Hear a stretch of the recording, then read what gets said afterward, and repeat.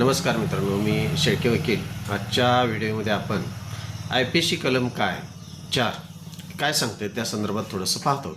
मित्रांनो, IPC कलम 4 मध्ये अशी तरतूद सांगितलेली आहे, जी भारताची नागरिक आहे, एखादी व्यक्ती भारताची नागरिक आहे आणि ती व्यक्ती भारताबाहेर जाऊन एखादा अपराध करीत असेल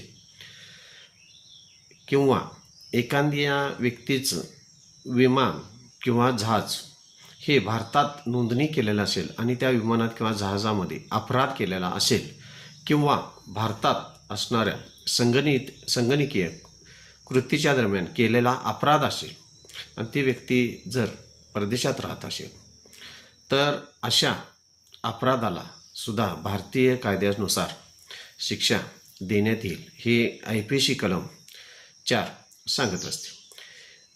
माझ्या चॅनलला सबस्क्राईब करा, लाईक करा. धन्यवाद मित्रांनो.